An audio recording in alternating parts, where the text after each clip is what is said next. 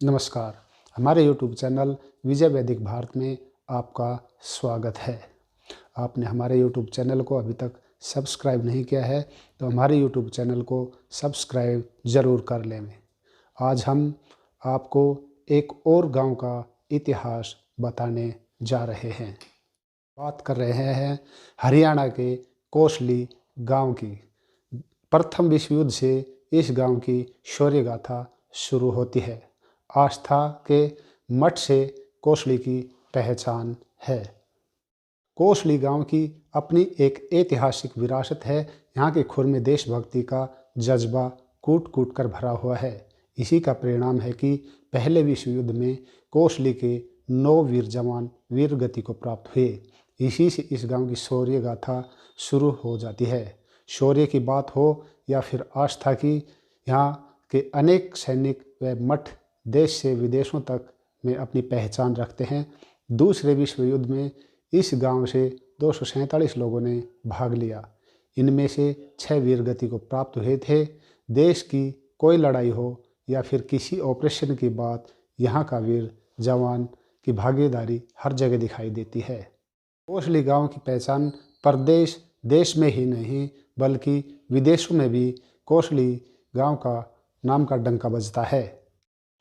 यह गांव इलाके में बहादुरी के लिए जाना जाता है। इस गांव के एक युवक को जंगी इनाम दिया गया था, जो आज भी उसके परिवार को दिया जा रहा है। इसके बाद इस गांव से 1939 से 1945 की वार में 1 दर्जन से अधिक लोगों को अपनी बहादुरी दिखाने पर सेना में अंग्रेजों ने अफसर बनाया।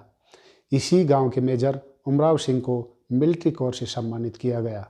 इस गांव से करीब 5 ब्रिगेडियर, 25 कर्नल और तीनों सेनाओं में करीब 106 अफसर हैं।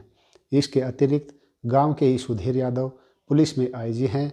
मेजर जनरल यशवंत यादव जो मेजर उमराव सिंह के पोते हैं और राष्ट्रपति से सम्मानित हैं। इसके अतिरिक्त आरपीएफ और बीएसएफ में भी 50 से अधिक अफसर इसी गांव से हैं। गांव के रामनारायण देवीलाल सरकार में एमएलए 1973 में बने थे। इसके बाद 1987 में पुनः एमएलए बनने के बाद मंत्री बने।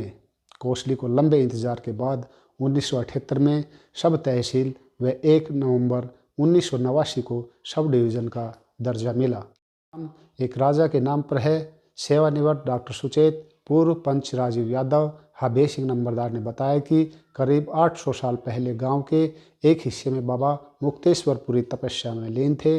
शेखावटी के राजा कौशल सिंह यहाँ से गुजरते समय रात होने के कारण यहाँ रुके तो बाबा ने उन्हें यहीं बसने को कहा। उन्होंने कहा कि आपसे इस गांव को ना तो कोई जीत सकेगा और ना ही हरा सकेगा। आपके नाम से ही कौशल गोत्र होगा। इसके बाद राजा कौशल ने गांव बसाया और इसके बाद पठानों नवाब फिरोजपुर झिरका ने इस गांव पर 3 बार आक्रमण किया, लेकिन वे यहाँ से हार कर ही गए। राजा ने गांव के चारों ओर चौवल खाई बनाकर गांव को किला का रूप दिया हुआ के अलावा बवन बंगला के नाम से ही पहचान मिली। कोसली मठ सभी की आस्था का केंद्र है। गांव में विद्यमान कोसली का मठ विदेशों में भी प्रसिद्ध है। दुनिया के किसी भी कोने में कोसलिया गोत्र के घर पर शुभ कार्य, विवाह, बच्चा जन्म होने, यहाँ तक नौकरी पाने पर यहाँ कोसली मठ में मत्था टेकने जरूर आते हैं। कोसली मठ को कोसलिया गोत्र के ही नहीं बल्कि सभी गोत्रों के लोग पूजते हैं। ग्रामीणों ने अपनी ज़मीनों सरकारी सुविधाओं के लिए दी हैं। हर वर्ष भंडारे होते हैं। बीडीपीओ कार्यालय नहीं होने की ब्रिटिश पूर्व पंच राजीव यादव ने बताया कि गांव में पूर्व सरकार के समय का स्वीकृत नर्सिंग कॉलेज, लॉ कॉलेज के लिए करोड़ों रुपए की बेशकीमती ज़मीन देने के बाद भी आज तक चालू नहीं हो पाया। इसके अलावा कोसली प्रदेश में ऐसा सब डिवीज़न है जहां बीडीपीओ कार्यालय नहीं है। से लेकर विदेशों तक पहचान। ग्रामीण शिव कुमार का कहना है कि कोसली गांव की पहचान प्रदेश में नहीं विदेशों तक है। यहाँ के प्रत्येक व्यक्ति में देशभक्ति की भावना भरी हुई है। जब कभी भी देश को ज़रूरत पड़ी है कोसली का जवान आगे रहा है, लेकिन पूर्व सैनिकों के लिए यहाँ पर सुविधाओं का अभाव है। ऐसे में सरकार को इस पर ध्यान देने की ज़रूरत है। अभी भी बहुत कुछ किया जाना बाकी है। हमने कोसली के इतिहास के बारे में आपको बताया है। आपको हमारा वीडियो कैसा लगा हमें कमेंट में ज़रूर बताएं और आपने हमारे यूट्यूब चैनल को सब्सक्राइब नहीं किया है तो हमारे यूट्यूब चैनल को सब्सक्राइब ज़रूर करें। जय हिंद, जय भारत।